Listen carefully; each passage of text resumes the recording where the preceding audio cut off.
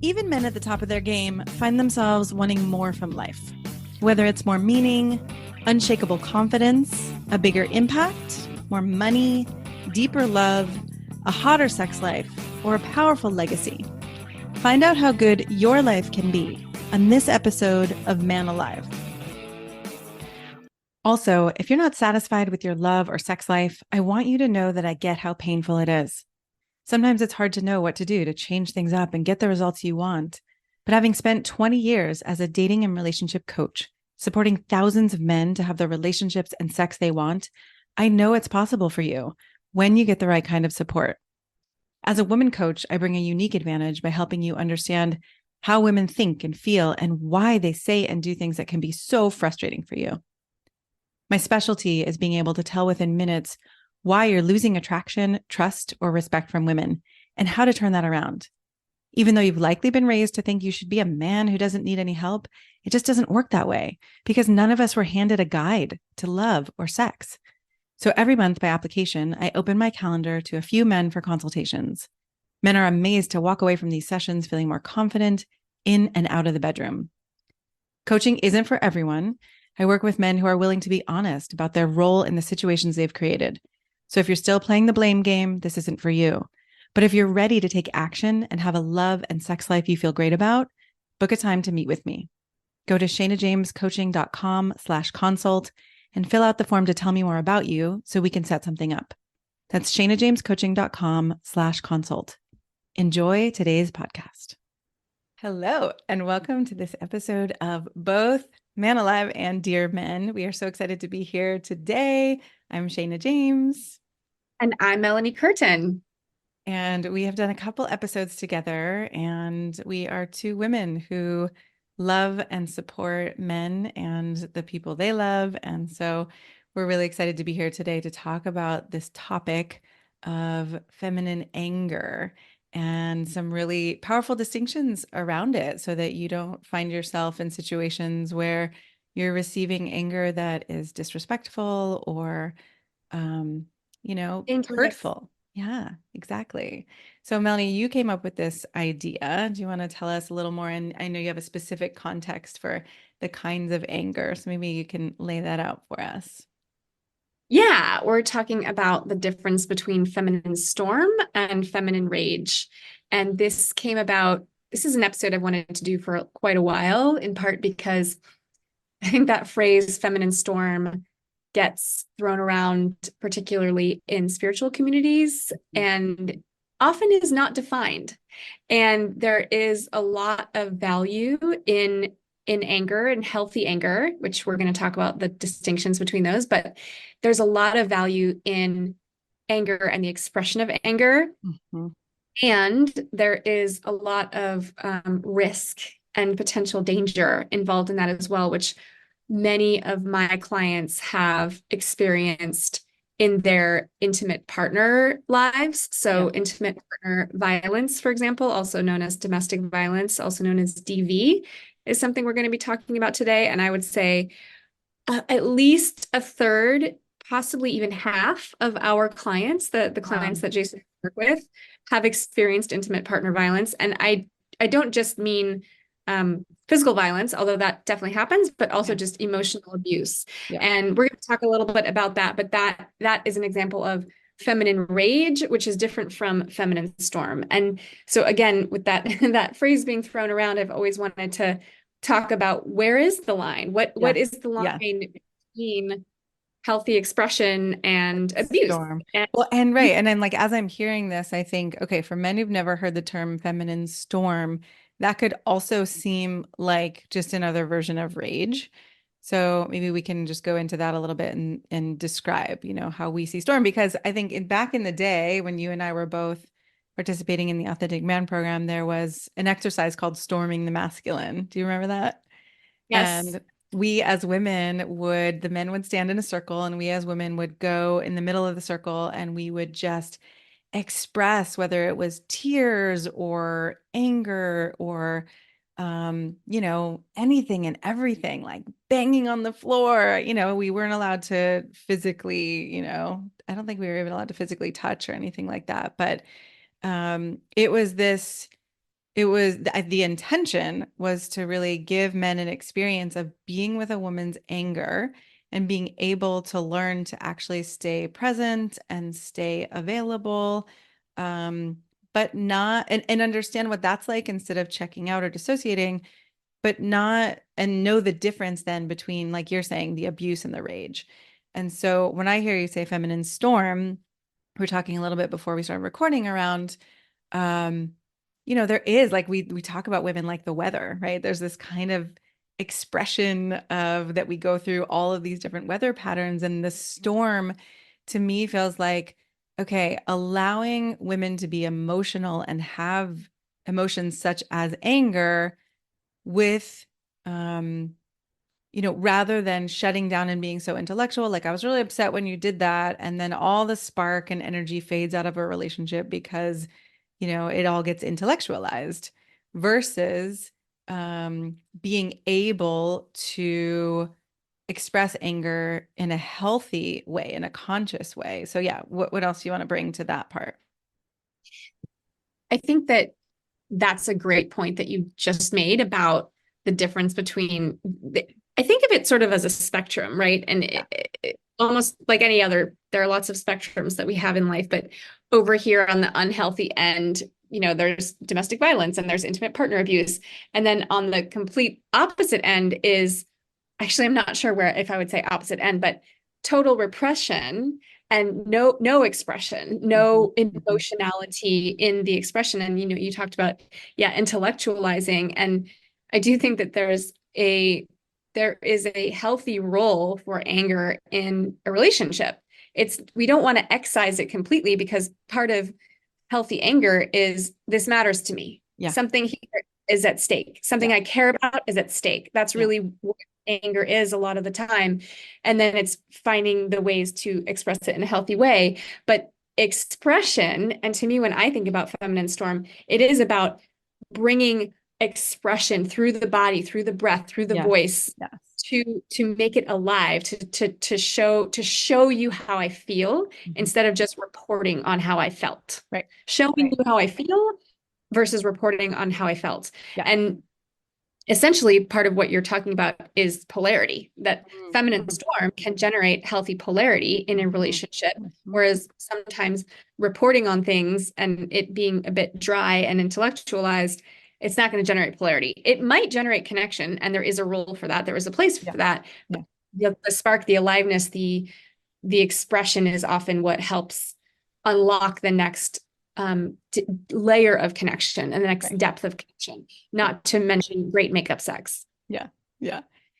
Part of what strikes me as you're saying that, because I'm remembering situations where I would wrestle with partners, or where I would like make a lot of noise or expression, and the times it was conscious were co-created, right? It was like, oh my God, I'm feeling so much intensity right now, or I'm feeling angry, I'm feeling upset. Like, can we together actually work this through our shared nervous system, right? Versus, I think, again, I'm imagining many men who I've worked with, I don't know if they've ever had a woman say that to them, right? Like, hey, I'm feeling angry and I'd like to express it, but I also want to do it responsibly. I don't want to shut down. I don't want to just, shut down my body or hold it in, like, because many of us, women and men both, right, shove our anger inside, and then we're tense and anxious and depressed and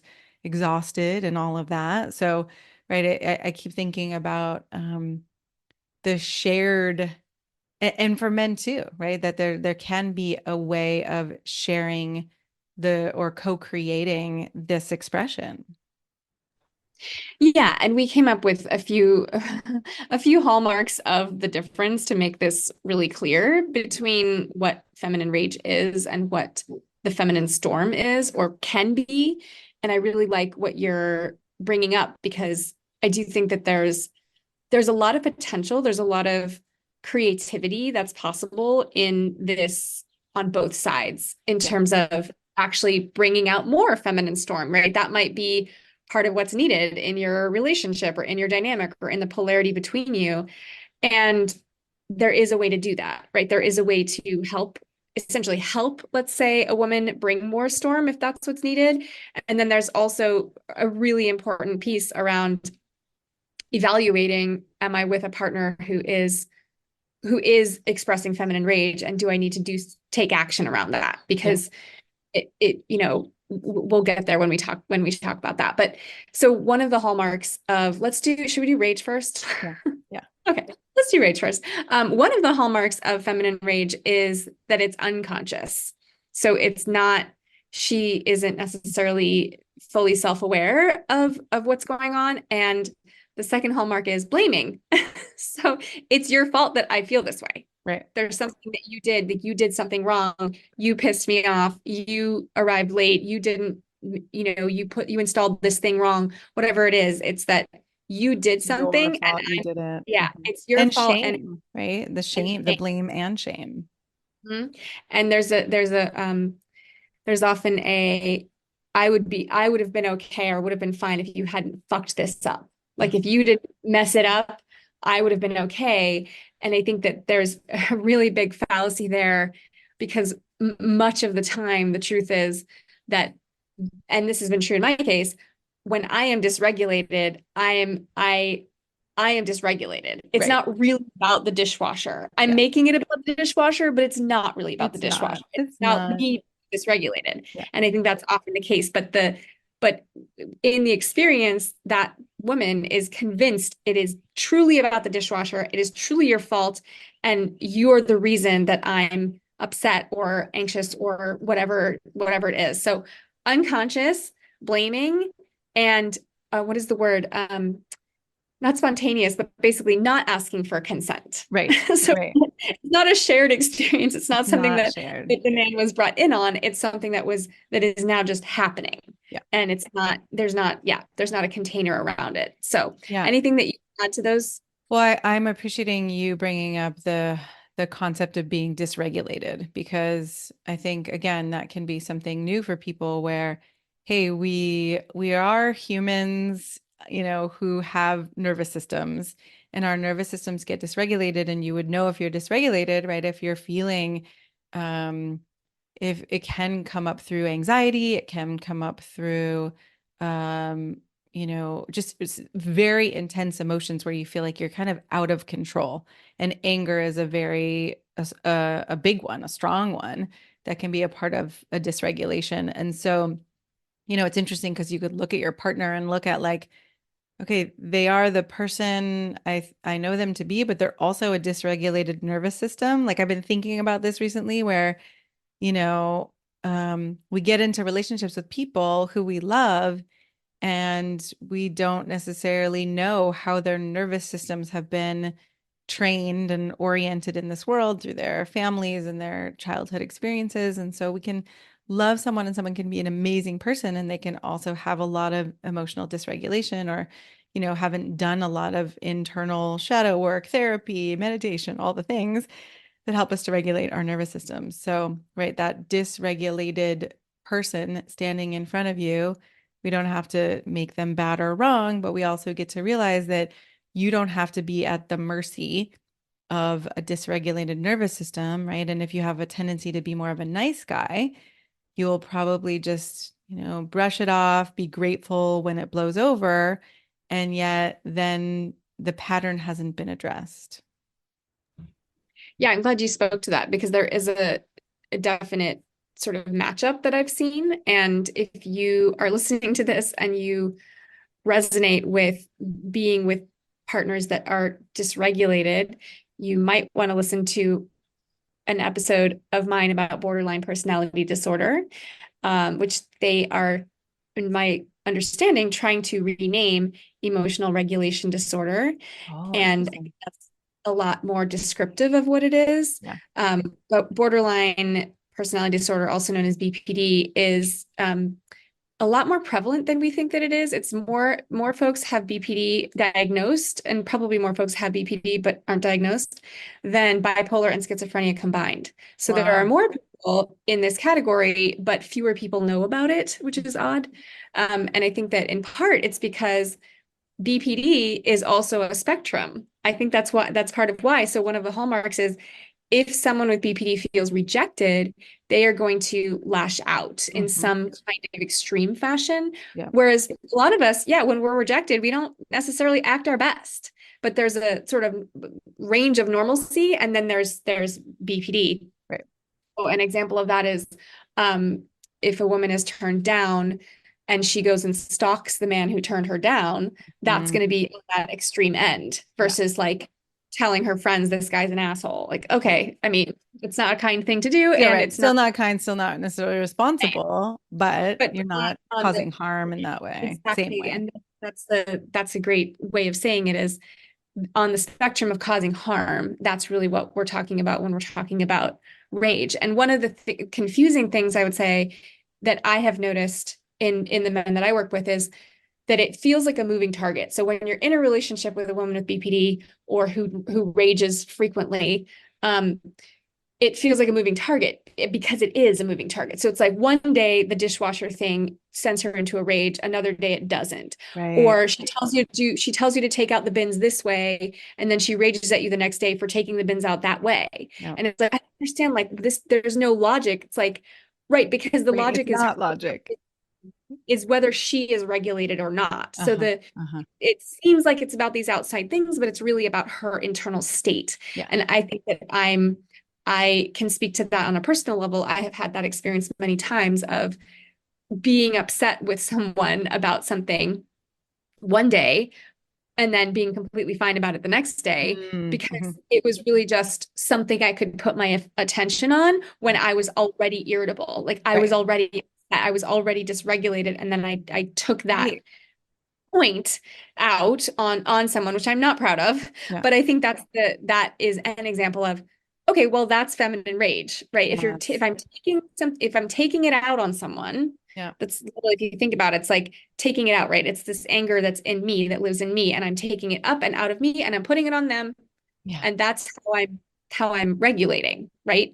Yeah. And now I feel better because I've gotten to express what's Right. in there, but I've also caused harm in the process. Yeah. So that would be an example of feminine rage versus feminine storm, which we can talk about the hallmarks of that. Right. And Um, sometimes I'm curious about your clients, but sometimes with feminine rage, though the person or the, let's say woman, because we're talking about feminine rage, but sometimes in rage, people can say like, I don't know what you're talking about, or I wasn't like, and sometimes they don't even remember. And sometimes they remember, but they contextualize it very differently so that it is your fault. And then I think even more confusing is when people apologize and then do it again, right? And that's a sign of, oh, right, I don't have control over my own nervous system. And I watched my mom with my dad in some really painful ways.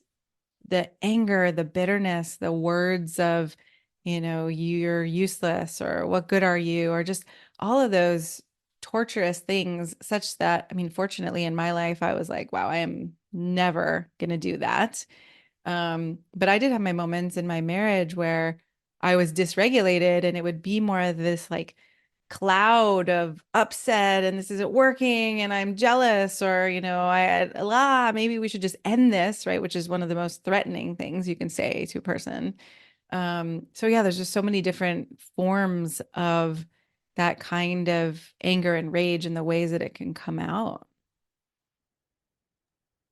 yeah, and something else that occurs to me that I've heard from a lot of clients and I have witnessed myself is, yeah, that the gaslighting part of just it wasn't that bad. Or I remember once my mom had her troubles with emotional regulation, and we were in the car once and she was yelling at me, like yelling, right?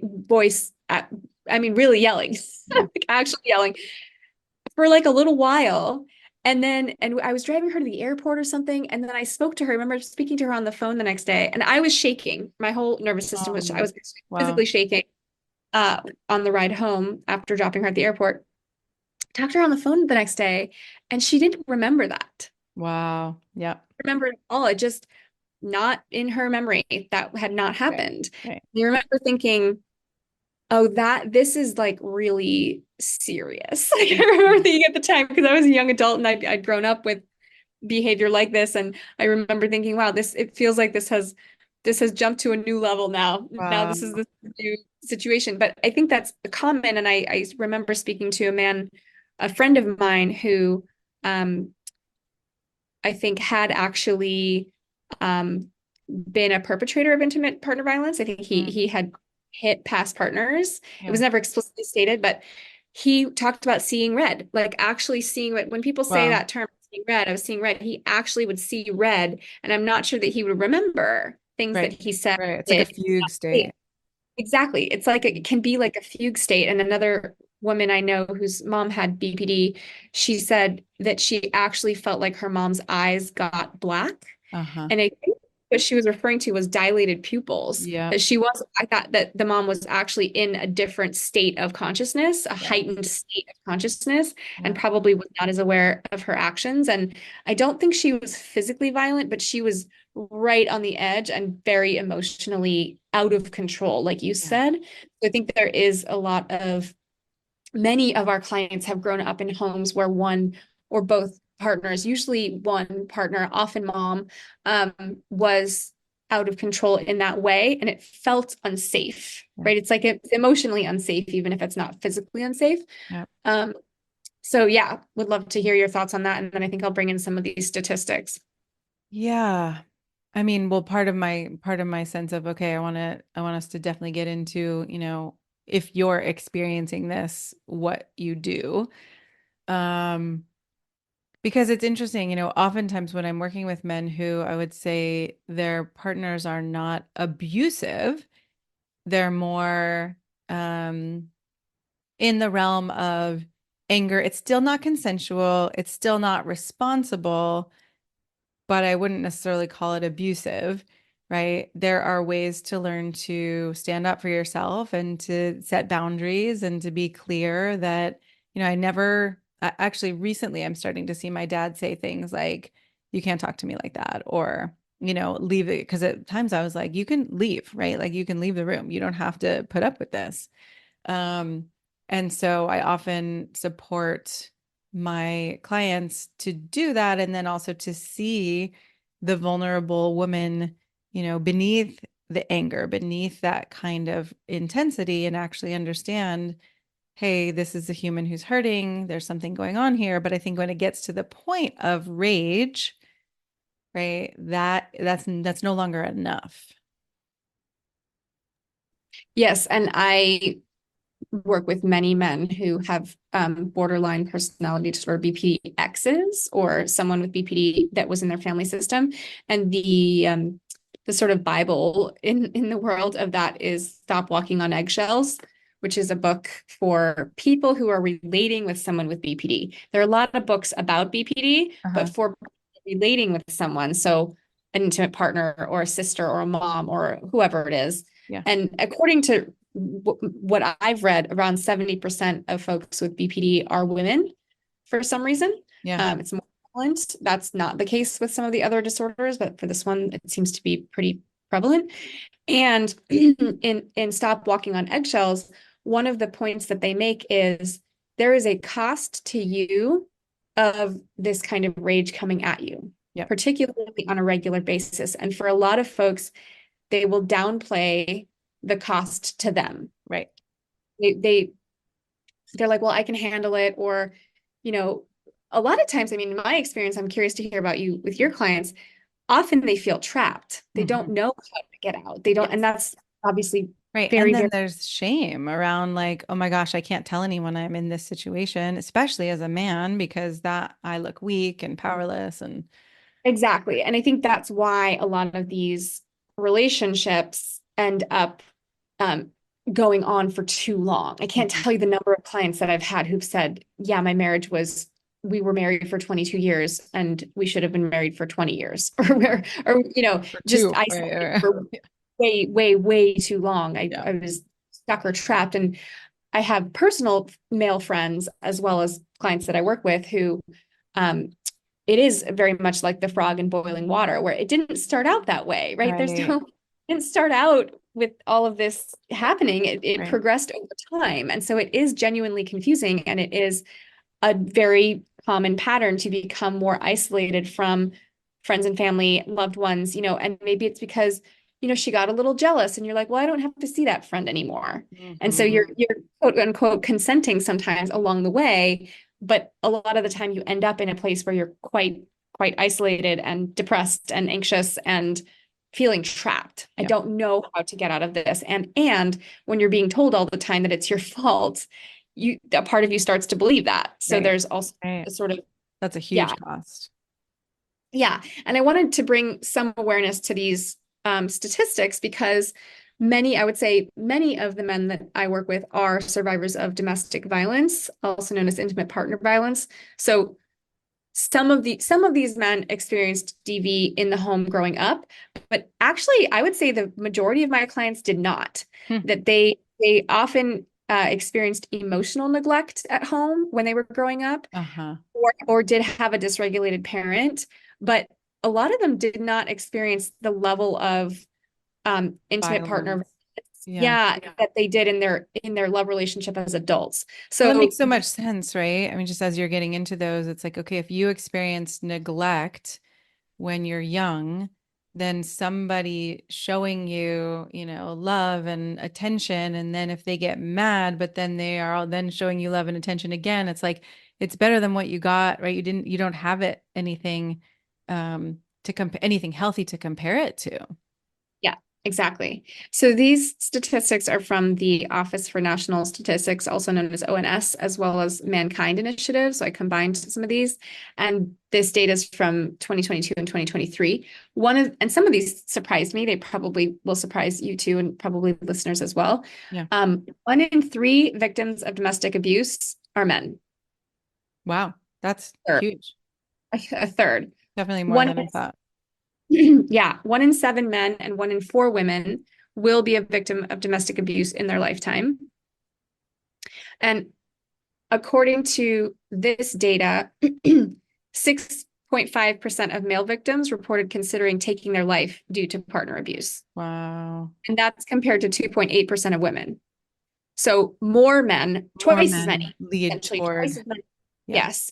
And I think that that's partly because of what you shared about Yep. the social stigma that exists on top of Right. the intimate partner violence. And this also surprised me. This is another set of data. This is from 2017, 2018. Of those that suffered from intimate partner violence once or more, 45% of male victims had suffered from force, meaning pushed, shoved, hit, like force. Uh-huh. 3% had suffered from sexual assault, and 18% suffered from stalking. And of those, 32% of men suffered a physical injury, 2% of men suffered severe bruising or bleeding, and more men, almost 4 times as many, suffered from internal injuries or broken bones or teeth. So, Wow. yeah. And um, this was a different year, but this, according to that year, 11% of male victims had tried to take their own life. Wow. Actually tried to take their life. So part of what's going on, there's many layers to this, Yeah. but the one that I want to focus on is this aspect of secrecy and shame, right? So Mhm. on top of, any person who's gone through domestic partner violence of any kind, or I guess abuse, knows that it's really hard to talk about, Yeah. that there's always a lot of shame. But I think that's compounded when you are a man. I think that Yes. when you're a man, there's even more shame and trepidation around sharing with anyone because, well, you're a guy. Can't you stand up Right. for yourself? Aren't Yeah. you supposed to be the strong one? I think there are a lot of messages around this that are insidious. Agreed. And I can't tell you the number of men that I've worked with where, yeah, they've had things thrown at them. That's a really common one. They've had things thrown at them. They've had the police called on them. Like, well, I'm going to Wow. call the cops and tell them that you're Well, that abusing. you did it. Hmm. Yes, exactly. And so there's a lot of threats. And I think that if I were a man, I would think, well, yeah, of course they're going to believe you. You're the woman. So Right. it's a Right. very scary threat. And I don't know what's going to happen to my livelihood or you name it. Yeah. If you choose to do this, women have threatened to in divorce situations or custody situations, women have threatened to say, I'm going to call the cops and tell them that you molested the kids unless you do what I want, right? Unless you sign this or do something. Yeah. So there's a lot of coercion and shame and secrecy around it. And there are many men that I've spoken to where I am the first woman they've ever told. Right. I am the first woman they've ever disclosed to because there is so much shame and there is so much fear that they're going to be seen as less than, or Mm-hmm. all of the things that you said of like, why weren't you stronger? Why couldn't you, Stand up for yourself. yeah, whatever it is. And I guess I just want to really validate any Yeah. listeners, anyone out there that's listening, that it is totally normal to have that fear. And there are safe people to talk to. There Yes. are safe people to talk to. And I think that you might already know this, but when the Ray Rice video came out Mhm. of him striking his wife, domestic violence hotline rates skyrocketed. It was like Wow. 87% spike. And to me, that was, I mean, obviously not a cause for celebration that Right. this woman was used, but when we talk about it, part of the reason we are doing this episode is that the more we talk about it and the more we bring it to light, Mm-hmm. the more people tend to reach out for help and become less isolated. And bringing these things in the shadows into the light is part of the healing journey. It's a critical part of the healing journey. And I think every time a man on one of our calls has disclosed, other men have said, me too. I mean, that's the whole Me Yeah. Too movement is literally a woman saying those words, like, me too. Like Right. you just shared your story. I had that happen to I me had that too. happen too. Mm-hmm. Yes. And I'm curious if that is also relevant for your clients. I mean, I think it sounds like more of your clients than mine.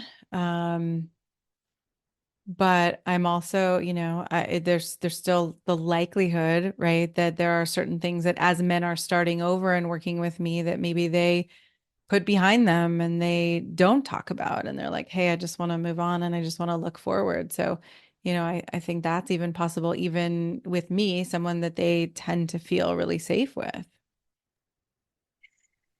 Yeah, and I want to start to shift to what is the healthy version. So we're talking Yes. about the unhealthy version, which is right. I'm throwing something at you. I am dysregulated. I'm taking it out on you. I'm not very conscious. I haven't asked for your consent. I'm just blaming you and attacking you. Yeah. Yeah.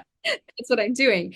Um, what is the healthier version? So if we move up the spectrum into feminine storm, Mhm. um, what are some of the hallmarks of that?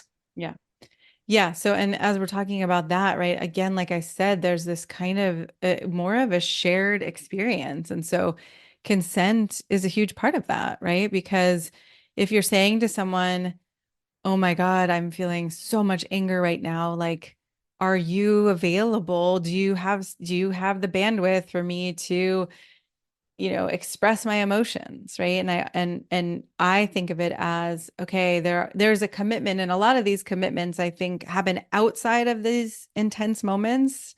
They're not made in emotional moments, right? The commitment to say to someone, okay, if we're feeling angry with each other, we can express it, but we're not shaming, we're not blaming, we're not attacking, we're not being disrespectful, right? Those are agreements that are made outside of those intense moments to help couples navigate anger in a healthy way. So consent and being able to say, and I think this is masterful to be able to feel an emotion, witness an emotion, and communicate about an emotion it's a skill, right? It's something that I think many people on this planet never learn to do. So to be able to say to someone, oh my God, I am fuming with rage, right? And not actually come from inside that rage and attack is a masterful way of coming about this. So, right, that it's like, okay, we're sharing feelings. We're not dumping feelings with blame. And that taking responsibility is what I'm talking about too, because, okay, like you said before, it's your fault that I'm feeling this way because you did this thing and it's pissing me off. Well, no, that's actually not reality, right? Because you could have done that thing and someone else wouldn't necessarily have gotten pissed off, or in a different moment, I might not have gotten pissed off. So to be able to take responsibility really looks like someone being able to say, I'm feeling really angry right now. Sometimes it's, I want to blame you. I want to make you wrong. I don't even know what's happening inside of me. I'm not regulated enough that I know what to say right now, but I'm fucking pissed and I just want to scream, or I just want to, have a temper tantrum, or I want to push against something. So, right, there are all these different ways that we can learn to do it together. Yeah. I want to hear what you want to say too. Yeah, we have an episode on my podcast called Give It to Me Whining, and it's all about how a man can create a safe space to elicit more, Oh, actually I to love elicit that. Yeah. feminine storm. Yeah. And again, one of the keys there is consent. It's not just I'm laying it on you. It's like if he can tell that she's dysregulated or she's upset, and he says, all right, let's work this out. Like give it to me whining. Throw a little tantrum right now. Just throw a tantrum. Yeah. When that space is created, I think there's a lot of freedom. And one of the distinctions that we were talking about before this call about feminine storm is, sharing my feelings in a real embodied way sounds different than me reporting on them. Yes. So if I'm upset, I'm like, I'm upset. Like I'm furious. I'm furious. You can feel a little bit of heat versus like, well, I noticed when you were late that I started to withdraw, and then I was feeling angry and I didn't know what to do about it. Yeah. Which is fine. There's nothing wrong with that. There's nothing wrong with the reporting. But the fire, the heat, the passion, the expression is a hallmark of feminine storm. If there's heat and expression, there's some storm. And again, in some relationships, there needs to be a little more electric storm. There needs to be some storm. It's been placid water that's dull and nothing's happening. And sometimes this is part of the energy that's needed. Right. Like and couples then, who say like, we never fight, there's nothing wrong here. And it's like, okay. And but are you having sex? right. And then not to say you should be fighting in an unhealthy way, but this is that middle way. Yes. And that's, I think, another sort of way that we talk about this is first stage, second stage, third stage relating, which we're not going to have time to go into in depth on this podcast. But the third stage relating, second stage relating is more like nonviolent communication and talking things through and becoming incredibly important foundation. Yes. And you need each stage to build on. You can't get to stage 3 without going through stage 2. You can't skip a stage. But in stage 3, there's more of what you're talking about. And I've talked to several conscious couples who do something called pushing, which is not without consent. It's like, okay, I'm noticing that you're activated. Do you want to try some pushing? Yes. Right. There's even a collaborative element to it. It's not just one person saying, I'm noticing I'm activated. Can I do some pushing? It's actually the partner's like, hey, I'm noticing that it's happening. That thing we talked about is happening again. Do you want to try some pushing? Do you want to do a little bit of like moving it through your throat? Yes. And then I'm pushing and I'm growling. And often what we find, I'm sure you find this as well, is that, and this is true at our workshops when we work with men as well as women, when we move the energy through, it tends to evolve into the next emotion, which is often anguish. So anger often becomes anguish. And when it's allowed to be processed through the body, it becomes something else. And there's such a difference, right, between, I think one of the other hallmarks that we talked about was feminine rage is not connected to the heart. Heart connection. Feminine storm is connected to the heart. Oh, I love that. It's a great distinction. I'm remembering a time when I felt really, just, what is the word? Flooded. When you're flooded, you're having a fight with your partner and you're just flooded, and I felt flooded. And then we were walking to my car and he said, what's going on for you? And I said, I'm furious. I'm actually furious. And I remember how freeing it was in that moment. I'd never said something like that to a partner before. I'd never actually named how I was feeling because I was always taught to, yeah, like you said, keep it inside. It's not safe. I can't actually express myself because Yeah. I'll be shut down, right? Yeah. And I remember literally saying, I'm furious. I'm so angry. And then saying, wow, that felt really good to say. Right. As it comes out, there can be that release in that way. And then, No, oh, that okay. felt really Whew, good. now I feel better. Yeah.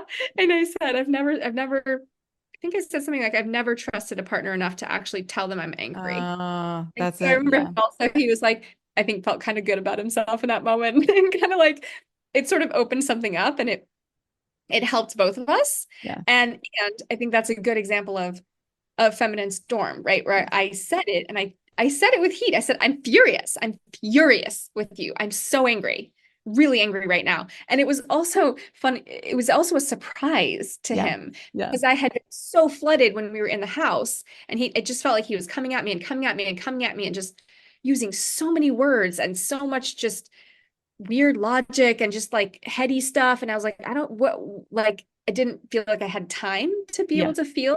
Yep. So it was when he slowed down Uh-huh. and actually asked how what's happening for you. That's when I was able to get there. There's Yes. probably some other lesson there as well, but that the words you will notice were not you fucked that You, up. right. Right, exactly. You're an asshole, or you're a dick, or you used too many words, or you just gaslighted me, or you any of that. Yeah. And that's one of the hallmarks is taking responsibility and sharing feelings. Yes. And it can have the same heat and power as something like feminine rage, but it's coming from, and I would say also arguably connected to my heart. That Yeah. was connected to my heart. Like I am furious. And again, healthy anger is coming from there's something at stake here. Yeah. And for me, that was my own autonomy or my own essence of I'm furious. Yes. This is not, I do not feel respected or seen. Like it's important to me that I am seen.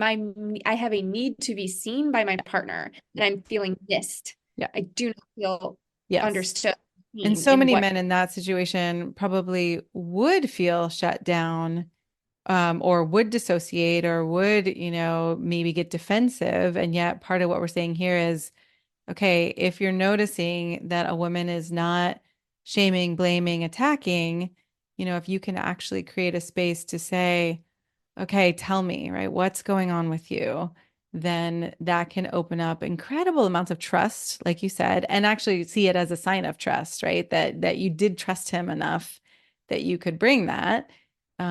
And that can create intimacy and connection. And, if there's one thing you take away from this, it's if you are at the mercy, or I don't know if that's the right way to say it, but right, if you're being impacted, if you're experiencing rage coming at you and shaming and blaming and attacking coming at you, please get support, whether it's reaching out to one of us or calling we can put on the show notes, right, the hotline numbers and all of that, really to yeah. make sure that you're not in this alone. And one thing I would say is there are helplines and there are also chat lines where you can Yeah. actually chat that are anonymous and confidential. And one of the things I think is, what if I'm not sure, right? I Yeah. would encourage you to reach out and I would encourage you to get some support, especially if you're not sure. I Yeah. wouldn't say even though you're not sure, I'd say especially if you're unsure, because Yeah. that's very likely there's something going on. If you're Yeah. right, if you're questioning, you need to get some support, especially if you're also feeling isolated, which I'm guessing that most people in this situation are. And there's a lot of, yeah, just shame and secrecy and just, well, what about this? Is this, is this out of bounds? What's the deal here? I think that, openness to getting help is one of the signs is one of the green flags in a relationship. If you're in a Yes. relationship with your spouse or whoever your partner is like, I don't need to go to therapy. I don't want to go to therapy. You go to therapy. It's your, that's a Right. red That's a flag. red Right. flag. Right. So if that's happening in your relationship, that's also going to be something you're going to want to pay attention to. Yeah.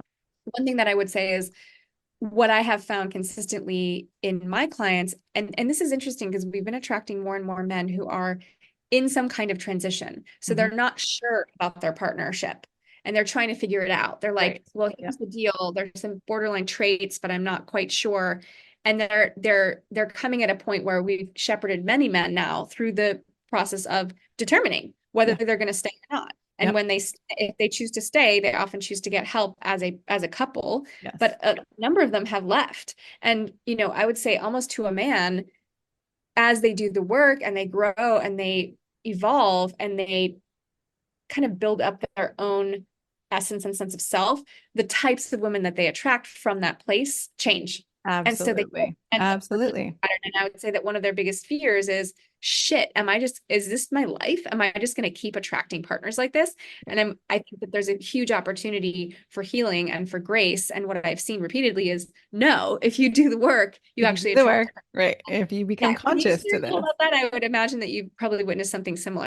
Oh yeah. Yeah, for sure. Right. That the women you attract as you get more conscious about the dynamics that you have allowed, right? And I'm not saying that to be judgmental, but every dynamic, it takes two sides to create a dynamic. So there is something, even when rage is coming at you, right? You get to look at, how am I allowing this? How did I call this into my life? Like, what is really going on here from a deep level? So I mean, there's so much more we could go into. I think for time, we have to wrap it up, but please reach out to us. Please let us know, and if there's more that you want us to cover on this topic, let us know that too.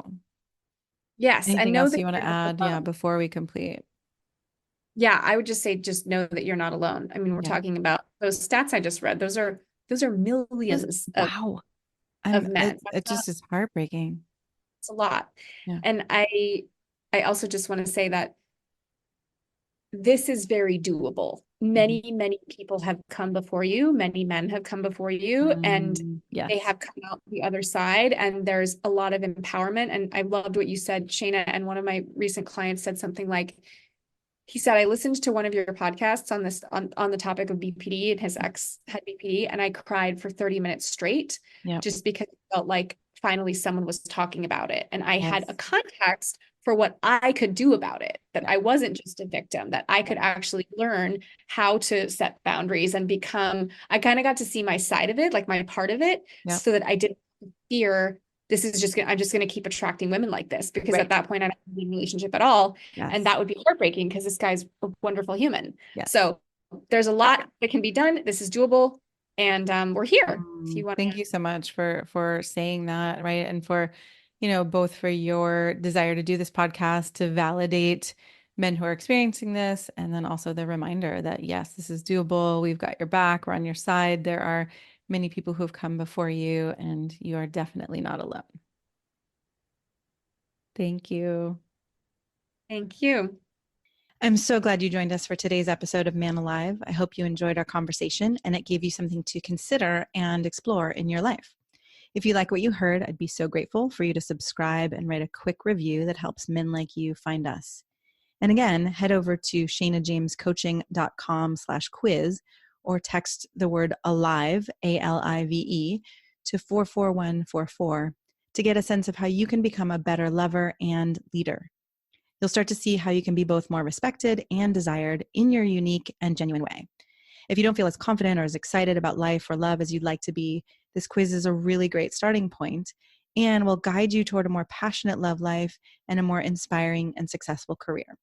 So again, text ALIVE, ALIVE, to 44144 or head over to shaynajamescoaching.com/quiz. Join us each week for a new episode of Man Alive.